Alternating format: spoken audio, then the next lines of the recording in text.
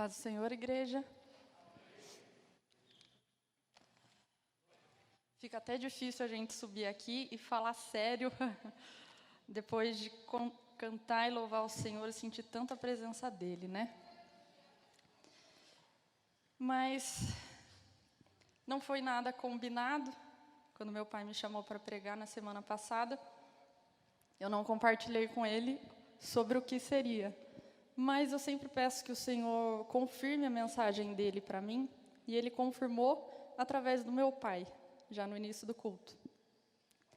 E foi algo, na verdade, irmãos, essa mensagem é algo que o Senhor tem trabalhado comigo nesses últimos anos, inclusive nessa pandemia, e algo que eu aprendi, que eu estava vivendo um evangelho um pouco diferente do que realmente Ele queria para a gente.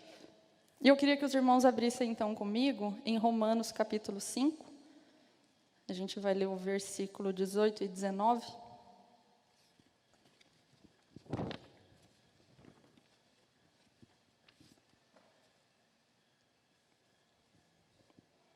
Romanos capítulo 5, versículo 18 e 19, diz assim: Consequentemente, assim como uma só transgressão resultou na condenação de todos os homens, assim também um só ato de justiça resultou na justificação que traz vida a todos os homens. Logo, assim como por meio da desobediência de um só homem, muitos foram feitos pecadores, assim também, por meio da obediência de um único homem, muitos serão feitos justos. Só esses dois versículos aqui, a gente já não precisava dizer mais nada, né? Estivemos aqui na Santa Ceia ontem, uma Santa Ceia abençoada, e justamente celebrando o sacrifício de Jesus Cristo na cruz por nós, né? E essa história a gente gosta de celebrar todo o mês. Mas eu fui ler com um pouquinho mais de detalhe esses versículos e algo me chamou a atenção quando Paulo escreve, né, aos Romanos, no versículo 19, assim como por meio da desobediência de um só homem. E ele frisa isso, né? Um só homem. E quando a gente volta, então, em Gênesis, no capítulo 3, que é o relato da queda do homem, a gente sabe também essa história de cor e salteado, né, irmãos? Como é que foi que tudo aconteceu, né? Fomos feitos do barro, criados à imagem e semelhança de Deus, e Ele nos colocou o homem no jardim, depois Ele criou a mulher, né? E a história vai se desenrolando. Mas tem alguns detalhes que, na verdade, isso sempre me intrigou muito, irmãos, essa história de Adão e Eva. Eu sempre fui muito detalhista com as coisas, então essa história tinha alguns detalhes que eu não entendia, e eu comecei a entender recentemente. Então, quando a gente volta, então, para Gênesis, no capítulo 3, eu não vou ler, eu vou só deixar aqui para eu não perder a referência. Gênesis, no capítulo 3, é o relato da queda. E aí a gente percebe alguns detalhes aqui, porque quando Paulo diz que por meio de um só homem o pecado entrou no mundo, por meio da desobediência de um só homem, de quem que ele está falando, irmãos? Adão. Mas quem que comeu o fruto primeiro, irmãos? Foi Eva. Então a gente está falando de quantas pessoas? 2. Eu sou psicóloga, mas pelo menos essa conta eu sei fazer, 2. E isso sempre me intrigou muito, irmãos, porque eu falei, não era um só homem? E eu li essa história e eu ficava, mas meu Deus do céu, né? Será que se só a Eva tivesse comido do fruto e Adão não, se ele tivesse recusado, será que tudo isso ia acontecer mesmo? Isso me intrigava demais, porque eu ficava nessa ideia de que, mas e se o homem tivesse recusado? E aí a gente começa a entender algumas coisas que, às vezes, passa despercebido para a gente na palavra do Senhor. E quando a gente começa a entender alguns detalhes da palavra do Senhor, às vezes faz diferença para a gente entender o Evangelho inteiro. E eu passei por essa experiência. Eu sabia, na verdade, que o dia de eu vir aqui contar isso para os irmãos ia chegar. A gente nunca espera, mas eu sabia que ia chegar, né? E aí, então, eu fui vendo alguns detalhes dessa história. E quando a gente olha para o relato da queda no capítulo 3, a gente vê ali a conversa da serpente com Eva. E uma coisa me chamou a atenção, porque Eva, todas as vezes que respondia à serpente, respondia sempre na segunda pessoa do plural, o nós. Então, quando Eva perguntou, é verdade que Deus falou que não pode comer daquele fruto lá, de todos os frutos do jardim? A serpente pergunta assim, né? E Eva responde, podemos comer do fruto das árvores do jardim, só aquele que não. Então, ela sempre responde no plural. Então, eu entendo aqui que parece que ela não estava sozinha. Tanto é que depois, quando ela vê que a fruta é agradável aos olhos, e ela toma a fruta e come, o versículo ele é muito direto, né? Comeu-o e deu a seu marido. E a gente ouve brincadeiras, né, no caso, brincadeiras a respeito dessa passagem bíblica que diz assim, olha, se Adão tivesse junto de Eva, isso não tinha acontecido. É que Adão largou ela meia solta, né? E no final das contas, irmãos, eu entendo através desses detalhes que eles não estavam separados, eles estavam juntos.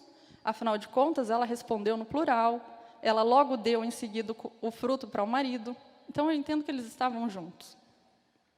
E é engraçado, porque quando a gente volta no capítulo 2, o versículo 17, é quando Deus ordena que o homem não coma do fruto do conhecimento do bem e do mal. E no versículo 17 ele diz, é Deus falando, mas não coma da árvore do conhecimento do bem e do mal, porque no dia em que dela comer, certamente você morrerá. E o que me intrigou é que depois dessa ordem, é que então Deus faz a mulher. Ou seja, e aí a gente poderia aqui brincar também, dizendo que, olha, Eva comeu primeiro, porque ela não estava na hora quando Deus avisou. Né? Porque Deus deu essa ordem para o homem antes da criação da mulher. E aí eu comecei a juntar essas peças, irmãos.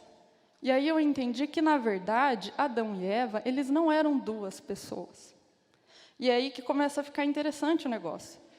Porque isso, quando a gente entende aqui do início, vai fazer com que a gente entenda todo o Evangelho, de forma completa. Então, quando a gente vê que Adão e Eva não eram pessoas diferentes, não eram separadas, a gente começa a entender o que Deus quis restaurar do plano inicial dele. E aí a gente, né, eu que sou muito curiosa, eu fui pesquisar a respeito do significado dos nomes de Adão e Eva, que muitos aqui conhecem, né? Então, Adão significa terra e também significa humanidade. Então, Adão, o nome de Adão, ele não significa um ser, um homem único.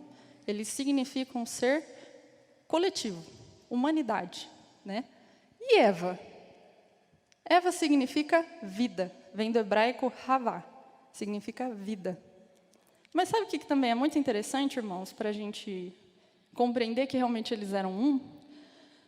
Os nomes de Adão e Eva só se apresentam na história no final do capítulo 3, depois da queda. Então, depois da queda, é que houve separação. No verso 20 do capítulo 3, Adão deu à sua mulher o nome de Eva, pois ela seria mãe de toda a humanidade. E isso aqui foi depois da queda, depois do Senhor encontrar com Adão, depois de ter toda aquela discussão, aquele jogo de empurra da culpa, né? Por quê? Porque ali houve a separação. E olha que interessante, né, irmãos?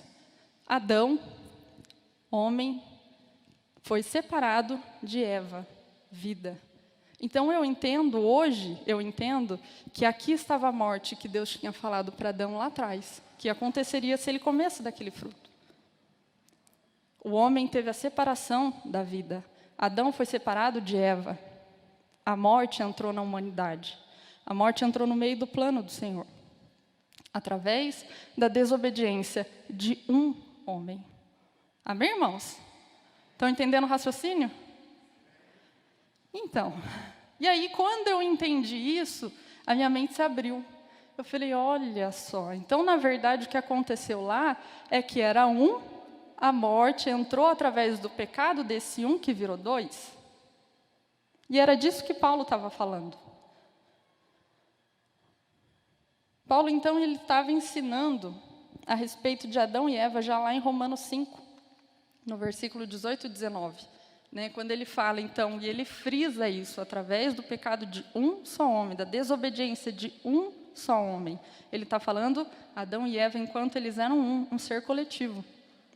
E aí, irmãos, a gente vai compreendendo algumas histórias da palavra do Senhor, mas a gente sabe, pelo menos eu fui ensinada isso, né? Que Deus tinha falado, então, que a partir do momento que eles desobedecessem, se eles comessem do fruto do conhecimento do bem e do mal, eles morreriam. E eu tinha essa preocupação antes.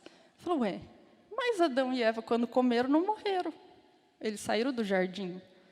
E hoje eu entendo que essa é a separação, essa é a morte que Deus estava falando. Porque Deus separou Adão e Eva, separou o homem da vida. Morte é separação da vida, irmãos. Essa foi a morte que aconteceu lá atrás. E aí, quando a gente começa a entender esse pano de fundo de toda a história da humanidade, a gente começa a entender também qual foi o plano do Senhor para o homem. E aí, então, a gente pula e a gente já vem aqui lembrando da Santa Ceia, que foi maravilhosa, a respeito do sacrifício de Jesus na cruz. E glória a Deus, porque temos um Deus misericordioso e amoroso que não desistiu da gente. Ele expulsou, né, deixou ir embora do jardim Adão e Eva, deu para eles as consequências para eles viverem, e a humanidade seguiu. E a gente sabe de vários relatos da palavra a respeito do que tudo que aconteceu até que Jesus Cristo viesse à Terra, e do quanto o Senhor já prometia que Jesus Cristo viria, que Ele viveria entre nós, Deus e homem, viveria entre nós, morreria e, sim, perdoaria os nossos pecados. Disso eu não tenho dúvidas, isso eu sempre entendi. Mas parece, irmãos, talvez você se identifique um pouco comigo nesse sentido, mas parece que a gente entende isso de forma incompleta. A gente entende o início, a gente entende que Jesus Cristo veio, e a gente entende que Ele vai voltar, amém? Mas parece que fica um buraco aí no meio, né? Entre Jesus Cristo morrer na cruz e Ele voltar a nos salvar, o que acontece nesse miolo aí, irmãos? O que a gente precisa viver nesse miolo? Porque a impressão que eu tenho, e foi isso que o Senhor trabalhou comigo durante, inclusive, a pandemia, tá, e daí? Eu tenho os meus pecados perdoados, amém, glória a Deus. Só através do sangue de Jesus Cristo na cruz isso é possível. Amém. E depois? Então, aí agora a gente senta e espera Jesus voltar. É só isso? Não é só isso, irmãos. E aí eu fui compreendendo um pouquinho mais a respeito do significado do que é ser igreja. E é sobre isso que eu gostaria de falar com os irmãos. É sobre isso que eu venho aprendendo nessa pandemia. Porque a pandemia veio e tudo que a gente entendia que era igreja, de repente a gente teve que guardar na gaveta e falar, olha, fique em casa. A gente precisou obedecer essa ordem. E a gente ficou em casa. E eu confesso, irmãos, vou ser muito sincera, eu não sofri tanto com isso. Eu tinha convicção de que o meu relacionamento com Deus não dependia dessas paredes. E não depende. O nosso relacionamento com Deus não depende dessas paredes. Mas tem um porém que às vezes a gente esquece. Tem algo que às vezes a gente passa despercebido pela nossa vida e a gente não compreende a totalidade do que realmente é igreja, do que é ser igreja. E por muito tempo eu também bati no peito e dizia, eu sou igreja, não são as paredes. Mas Deus começou a trabalhar comigo através de alguns estudos, através de alguns livros, através do tratar mesmo do Espírito Santo, que não é assim. Eu não sou igreja, você não é igreja, nós somos igreja. E parece que é algo muito óbvio, né, o que eu estou falando aqui, porque Deus falou, Jesus Cristo disse para a gente que nós somos o corpo de Cristo, certo? Cada um com a sua função, nós somos o corpo de Cristo, então nós somos igreja. Mas será que a gente entende a profundidade disso? Talvez se a gente entendesse realmente a profundidade disso, a gente viveria melhor uns com os outros.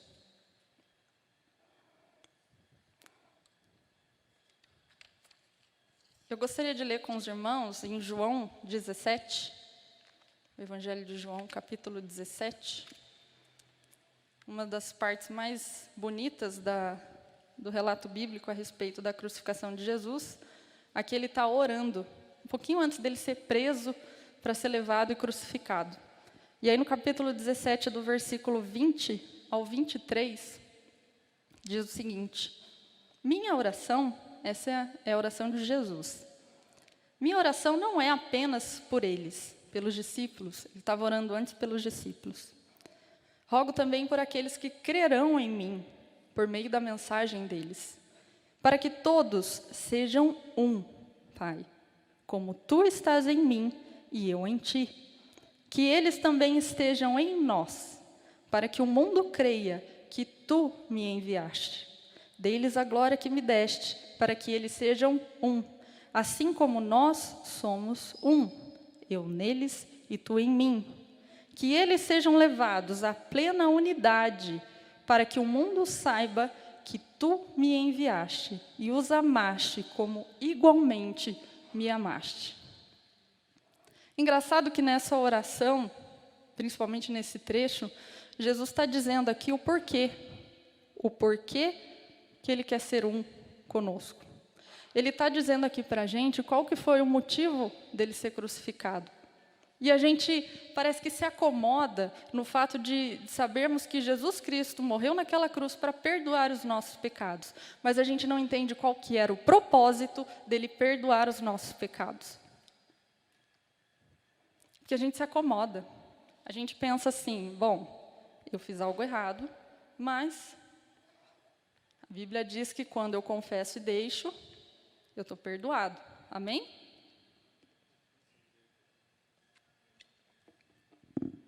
Mas o Evangelho não acaba aqui.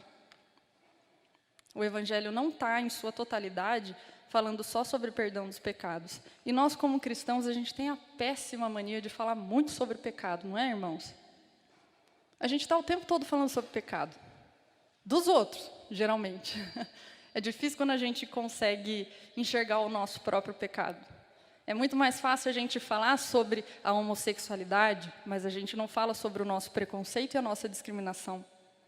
É muito fácil a gente falar sobre o adultério, mas a gente não fala sobre a nossa cobiça. Mas a gente adora falar de pecado. Mas Jesus Cristo morreu na cruz e nos salvou e perdoou os nossos pecados. Amém? Amém. Mas ele não morreu naquela cruz só para perdoar os nossos pecados, irmãos. Como ele disse aqui nessa oração, ele morreu naquela cruz e ele precisava perdoar os nossos pecados. Para quê? Para que fôssemos um com ele novamente. Oh, irmãos, essa profundidade mexeu tanto comigo. Porque eu achava que eu não precisava conviver com os irmãos, tanto quanto a Bíblia sempre ressalta. E parece que a gente deixa esse assunto da unidade um pouquinho de lado, né? Porque a gente fala tanto sobre pecado, tanto sobre salvação, que a gente esquece um pouquinho sobre a unidade e a comunhão. Ainda mais agora nesse momento de pandemia. Não, eu consigo manter meu relacionamento com Deus, ele não pode depender dessas paredes. Não pode. E muitos irmãos eu via sofrendo muito, porque, poxa, eu gostava tanto de ir para a casa do Senhor, eu preciso ir para a casa do Senhor. E muitos, inclusive, discordaram a respeito da nossa obediência enquanto igreja, de não vir congregar. Foi duro, foi muito duro para muitas pessoas. E eu confesso, para mim não foi. A gente cultuava o Senhor em casa. Aliás, eu morria de vergonha daqueles vídeos que a gente gravava, né? Mas a gente cultuava em casa, e eu sempre aprendi que o meu relacionamento com Deus é meu. E a gente foi ensinado durante muito tempo, irmãos, que a nossa salvação é individual. E talvez essa palavrinha acabou cortando um pouco dos nossos relacionamentos aqui dentro. E fez com que a gente entendesse o Evangelho de forma incompleta. Porque quando eu voltei e falei a respeito da história de Adão e Eva, irmãos, qual que foi o grande problema da situação toda, a grande consequência de todo o pecado, da desobediência que aconteceu lá? Separação. Esse foi o grande problema que aconteceu através da desobediência de um homem Adão e Eva. Jesus Cristo veio para morrer na cruz e precisava perdoar os nossos pecados para nos unir novamente em um só com Ele. Era esse o intuito. Então, irmãos, vamos começar a refletir um pouquinho aqui. Será que a nossa vida realmente expressa um evangelho completo? Será que se a gente parar para ver os nossos pecados e não dos outros, a gente vai entender se a gente está sendo um cristão realmente ou não? Será que a nossa vida realmente apresenta para quem está lá fora perdão e reconciliação? Porque o evangelho é sobre isso. Evangelho não é só sobre perdão, irmãos. Evangelho é sobre reconciliação. E é por isso que é tão importante a gente realmente ser firmes no nosso relacionamento com o Senhor. Só que a gente não pode pensar que isso é vivido de maneira individual. Isso é vivido de maneira coletiva. Isso é vivido aqui no nosso meio. E é por isso que é tão bom a gente estar junto. E hoje eu entendo isso. Hoje o Senhor ministrou isso ao meu coração. Hoje eu entendo isso de forma racional. Mas será que a gente tem realmente vivido isso? Porque a gente fala muito sobre o pecado e aí a gente lembra sim do perdão e a gente sabe que a gente precisa perdoar. Mas será que além do perdão a gente também oferece reconciliação? Ou será que a gente adota aquela postura, não, eu perdoei, mas eu não preciso conviver?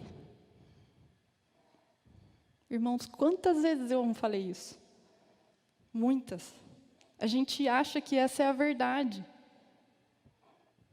Deus pediu para amar, mas eu não preciso ficar do lado, preciso. Evangelho é reconciliação, irmãos. A reconciliação precisa do perdão, mas não é só o perdão. É reconciliação, é lembrar que depois que nós fomos perdoados, nós tivemos a oportunidade de ser um com Ele. E é isso que o Senhor Jesus Cristo gosta e pede para que sejamos aqui, um. Para que o mundo saiba que Tu me enviaste. Há uma ou 2 semanas atrás, a liderança dessa igreja sede teve uma reunião. E um dos pilares, então, que o pastor passou para os líderes é que nós precisamos trabalhar com evangelismo. E como evangelizar se nem a gente vive esse evangelho completo? Aqui Jesus Cristo está dando para a gente a dica. Para que o mundo creia que Deus enviou Jesus Cristo ao mundo, vocês precisam viver como um. Não tem outro jeito. Não tem outra forma, irmãos. E não é fácil. Não é fácil. Teve uma situação no meu antigo trabalho, eu estava como coordenadora de RH num hospital em São José dos Campos, no ano passado, e estava tendo uma situação lá, né? Nós, como área da saúde, a gente recebeu as doses da vacina contra o Covid mais cedo. E lá eles entregaram para a gente as doses e os nossos próprios enfermeiros da instituição fizeram a aplicação da vacina nos funcionários. Só que para a gente conseguir fazer isso, nós do RH, a gente tinha que fazer todo um cadastramento, um por um dos funcionários que foram vacinados, qual era o dia, qual era o lote da vacina, enfim, tinha uma série de coisas para fazer esse cadastramento, tinha um prazo limite. A gente recebia a vacina, por exemplo, de manhã e até o final da tarde a gente tinha que mandar todo esse cadastramento. E eram quase 100 funcionários. E no RH trabalhava eu e mais uma funcionária, com a qual eu me dava muito bem. Tenho muita saudade dela. E aconteceu, irmãos, que a gente estava nessa organização para que tudo isso acontecesse. E eu precisei passar uma informação para os supervisores daquele hospital. E era uma informação comum, né? Mas era uma informação direcionada aos líderes a respeito de como aconteceria, quem que a gente traria primeiro, né? Para a gente organizar, porque não dá para vacinar 100 pessoas ao mesmo tempo, no mesmo horário, né? Então, a gente estava organizando tudo isso lá no hospital. E essa informação vazou para alguns funcionários, e sempre tem aquele abençoado, que não precisa nem de um nada para fazer encrenca. todo mundo aqui conhece, não é verdade? Um abençoado assim que parece que qualquer coisa serve para arrumar encrenca. E tinha esse abençoado lá no meio, que pegou essa informação e começou a fazer encrenca. Eu fiquei muito brava, irmãos. Eu fiquei muito brava. E eu cheguei numa supervisora que eu sabia que eu tinha passado a informação, e eu fui muito firme com ela. Falei, mas como é que vazou essa informação? Quem foi que passou essa informação para frente? Não era para ter passado. Tive ali uma conversa assim, mais dura com ela. A menina que trabalha no RH comigo estava junto. Saí de lá, voltei para minha sala, como diz a minha família, soltando fogo pelas ventas. Estava brava, porque bagunçou todo o esquema que a gente tinha feito, aquela pessoa arrumando encrenca de um negócio que não precisava daquilo. Aí cheguei na minha sala, a minha colega, nossa, acho que não precisava de tudo isso. Ah, é? Não, eu achei que você foi meio grossa. Eu falei, sério? Aí, ela toda teatral fez o teatro sobre como eu falei com a pessoa do meu lado. Eu falei, jura? Tá bom. Fiquei com aquilo na cabeça. Sinceramente, irmãos, na época, eu não acreditei que eu tivesse tão grosseira, não. Eu não falei nada demais, só falei o que precisava ser dito. Mas eu sou uma pessoa muito direta. E aí eu comecei a ficar incomodada com aquilo, incomodada. Falei, deixa eu ir lá resolver essa situação, né? Fui lá na supervisora, falei com ela, pedi desculpas, né? Me retratei, não, eu entendo, não, tá tudo bem e tal. Falei, olha, né? Nessa loucura dessa organização toda que a gente precisa fazer, que precisa entregar correndo, me exaltei. Não, tudo bem. Enfim, ficou tudo bem. Voltei para a minha sala, vida continua. No final do dia, a minha colega do RH ficou sabendo que eu fui lá me retratar. E aí ela me perguntou, você foi? Eu falei, fui. Irmãos, ela não sabia o que ela dizia para mim. Ela ficou tão espantada, ela ficou assim, nossa, que legal da sua parte. Muito bacana. Ela ficou tão espantada, irmãos, que eu me espantei com aquilo. Eu não esperava a reação dela. Para mim foi algo certo a se fazer. Eu me exaltei, eu fui lá, pedi desculpa, estava tudo resolvido. Mas para ela foi algo fora do normal. Talvez pela posição que a gente ocupe naquela função que eu estava naquela época, não sei. Mas ela achou aquilo o máximo. E aquilo mexeu comigo. Porque eu também não sou uma pessoa assim, irmãos, perfeita, né? Toda vez que erra, vai lá e pede desculpa tão facilmente. Não é assim tão simples. O orgulho da gente, às vezes, quer crescer um pouquinho mais, né? E eu sou pequenininha, então é fácil ele crescer um pouco mais do que eu. E aquilo me tocou. Eu falei, olha só. Esse foi um relato que, quando eu li esse versículo, para que o mundo creia que tu me enviaste, é assim que acontece, irmãos. É a gente agindo da forma que o Evangelho realmente pede para que nós sejamos, que o mundo vai conhecer que realmente Jesus Cristo veio para a Terra, que realmente Ele morreu por nós e que realmente nós somos um com Ele. Porque o mundo não está acostumado com isso. O mundo não está acostumado com reconciliação. O mundo não está acostumado com a gente ser humilde. E esse foi o modelo que Jesus Cristo deixou para a gente, não foi? Porque Jesus Cristo foi obediente ao Senhor. Ele veio para essa terra. Então, primeiro, ele fez renúncia. Ele renunciou à glória dele lá em cima. Ele se sacrificou para que nós tivéssemos o perdão. E não só para isso, mas para que, através do perdão, nós pudéssemos ser reconciliados com Deus. Esse foi o modelo que Jesus deixou para nós. Então, eu entendi, irmãos, que eu não estava vivendo um evangelho completo, quando eu acredito que só o perdão basta. A gente tem que oferecer perdão, mas a gente também tem que estar pronto a oferecer reconciliação. Porque viver em união é isso. Não é viver longe. Não é eu perdoo, mas deixa ele lá, deixa ela lá. O fulano vai? Acho que então não vou não. Ué, mas você não perdoou? Perdoei, mas eu não preciso ficar junto, né?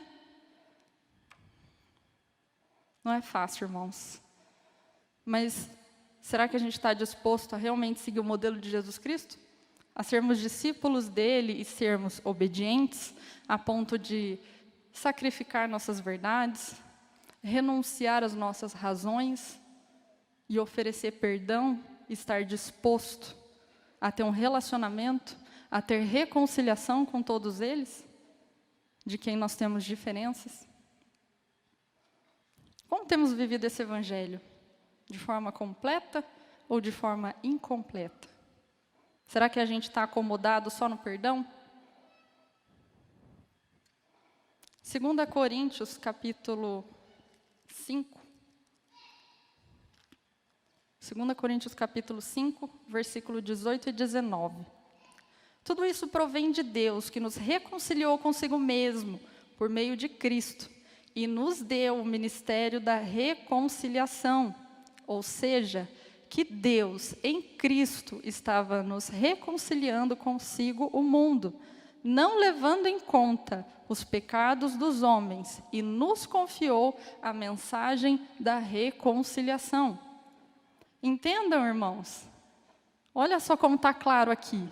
O sacrifício de Jesus não foi só para perdoar os nossos pecados, foi para nos entregar o ministério da reconciliação. Foi para isso. E a gente parece que fechou o olho para isso, a gente teve os nossos pecados perdoados, e agora a gente senta e espera na nossa comodidade, no nosso individualismo, no nosso egoísmo, que Jesus volte. Até lá, ele vai continuar perdoando os meus pecados, porque afinal de contas a gente vai continuar pecando e a gente vai levando a vida assim. Isso é um evangelho incompleto, irmãos. A gente precisa se dedicar um pouquinho mais em entender aquilo que o Senhor realmente tem nos colocado, para a gente entender esse evangelho completo, para a gente entender como que a gente deve ter a nossa postura no nosso dia a dia, seja aqui na igreja, seja lá fora, seja na escola, seja na faculdade, seja no nosso trabalho, porque eles vão crer que Jesus Cristo veio à Terra através da nossa unidade, através da nossa comunhão. E aí, eu gostaria de dar um pulinho de volta lá para o início, em Levítico. Levítico capítulo 5. Aqui, o Senhor estava dando a Moisés as leis. E no versículo 18 diz assim: não procurem vingança, nem guardem rancor contra alguém do seu povo, mas ame cada um o seu próximo, como a si mesmo. Eu sou o Senhor. A gente acha que foi Jesus Cristo que trouxe essa ideia nova, né? Amar o próximo como a ti mesmo. E isso também sempre me causou uma estranheza. E eu entendi esse versículo hoje. Não tem a ver, irmãos, com empoderamento, não tem a ver com autoestima, não tem a ver com amor próprio. E eu, como psicóloga, eu entendo o valor disso tudo. Eu sei o quanto a gente precisa disso. Porém, quando aqui o Senhor está falando para a gente amar o nosso próximo como a nós mesmos, não se trata da gente se amar primeiro para poder amar o outro. Se trata da gente lembrar que nós somos um. Então, quando eu amo o meu próximo, eu me amo. Quando eu me amo, eu estou amando o meu próximo. Quando o meu próximo ama ele, ele me ama. Os irmãos estão entendendo? Olha como isso é maravilhoso. É algo que não deveria, inclusive, ter esforço. Amar o próximo como a ti mesmo, irmão, não tem a ver com você. Tem a ver com o quanto você entende do evangelho completo, que nós sejamos um, porque nós somos igreja. Ninguém aqui é igreja sozinho. Não dá para ser igreja sozinho. Lembram em Gálatas, capítulo 5, versículo 22 e 23, vai dizer para a gente a respeito do fruto do Espírito. E lá tem algumas características, né? Algumas que para mim são bem doídas, bem difíceis, inclusive. Mas graças a Deus que o fruto é do Espírito, né, irmãos? Porque se fosse para a gente produzir, a gente estava no mato. E quando a gente olha para as características do fruto, irmãos, me diz qual deles a gente realmente consegue apresentar de forma individual? Não tem como. Todas aquelas características em Gálatas capítulo 5, a gente só consegue realmente aflorar no relacionamento, domínio próprio. A gente não precisa se controlar se não tiver ninguém do lado, precisa? Tudo que o Senhor foi nos ensinando, irmãos, a gente às vezes parece que deu uma Sabe quando a gente dá uma pescada na aula, assim, a gente perde um fio da meada? Parece que a gente deu uma pescada aqui no Evangelho, a gente perdeu o fio da meada do negócio. E eu percebi que eu estava vivendo o Evangelho incompleto, porque o Evangelho não acaba na morte de Jesus e ressurreição, e depois continua lá quando Ele voltar. Porque parece que fica um buraco aqui no meio, e esse buraco aqui no meio, irmãos, não é um buraco, é o quanto a gente deveria viver com Cristo e com cada um de nós. Em Efésios, no capítulo 4,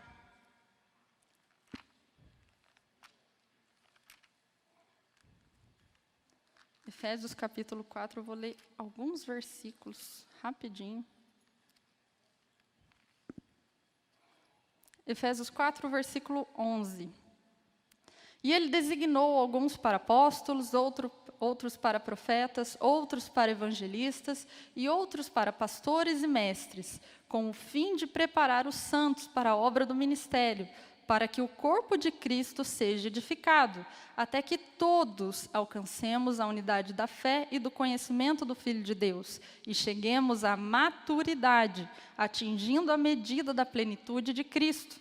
O propósito é que não sejamos mais como crianças, levados de um lado para o outro pelas ondas, nem jogados para cá e para lá por todo o vento de doutrina e pela astúcia e esperteza de homens que induzem ao erro. Antes, seguindo a verdade em amor, cresçamos em tudo naquele que é o cabeça, Cristo.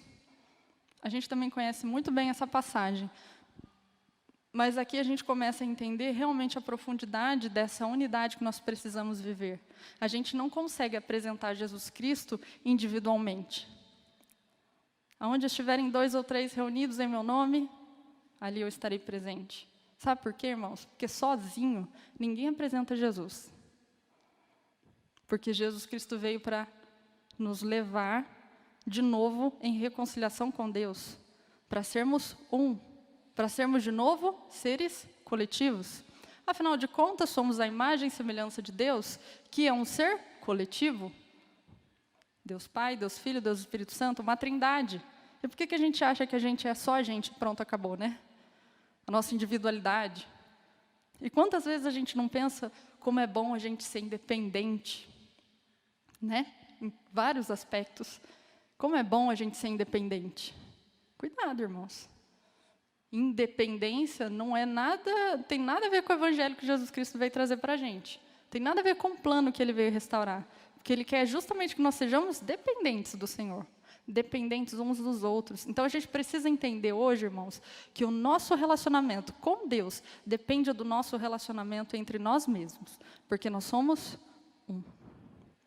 E a gente não consegue formar o corpo de Cristo sendo cada um para o seu lado, oferecendo perdão, mas não tendo reconciliação.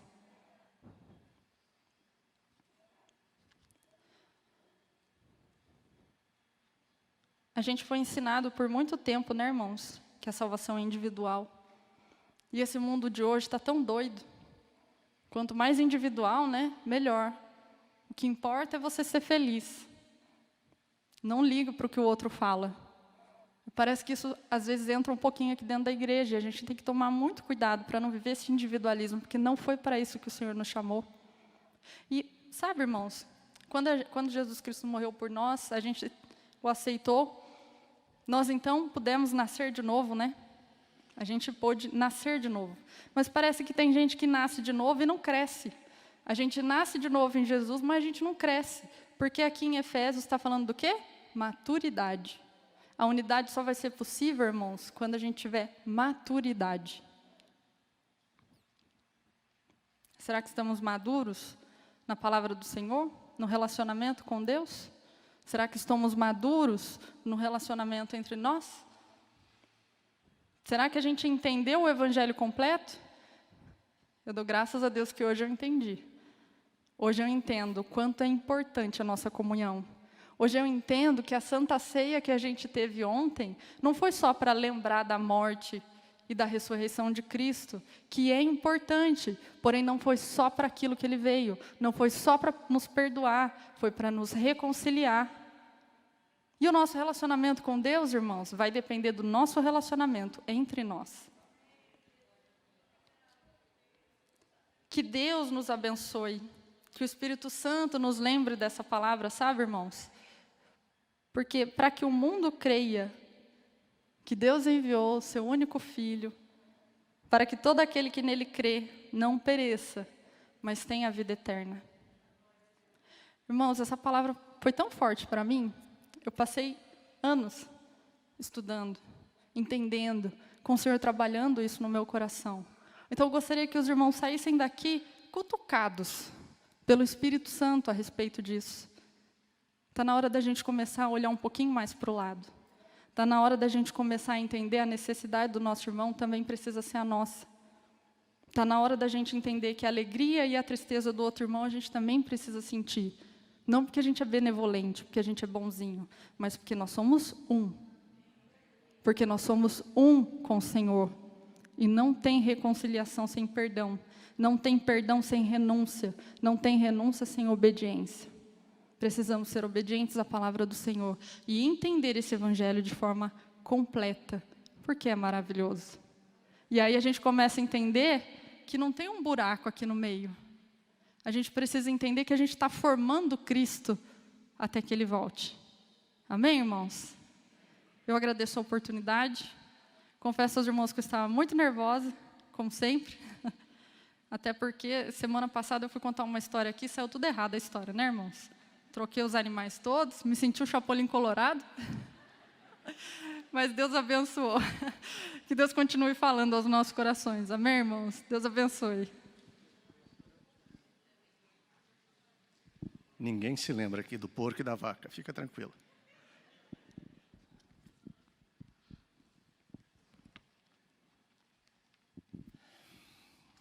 Eu espero que tenha ficado claro a todos os significados. Capítulo 1, ao final do capítulo 1, nós vamos ver, de Gênesis, nós vamos ver Deus criando o homem.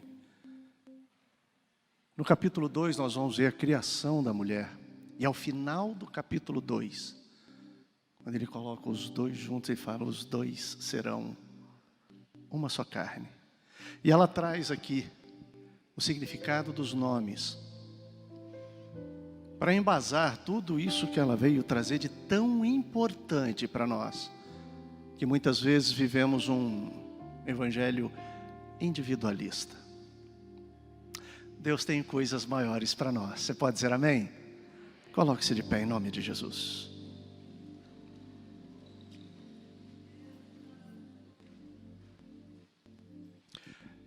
Essa reconciliação tem a ver com Deus.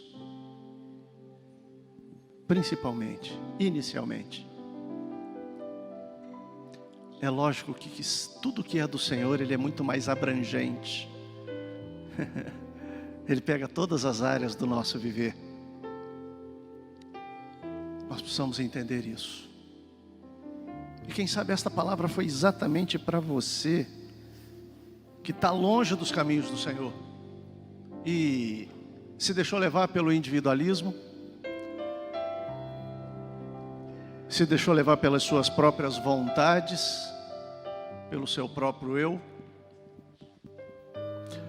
Essa noite é noite de salvação.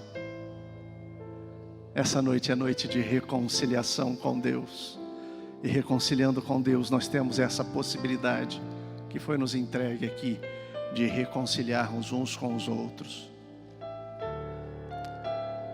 Se você essa noite quer dar esse passo na direção de Jesus, e entende que precisa, quem sabe, começar uma vida com Deus, ou recomeçar uma vida com Deus.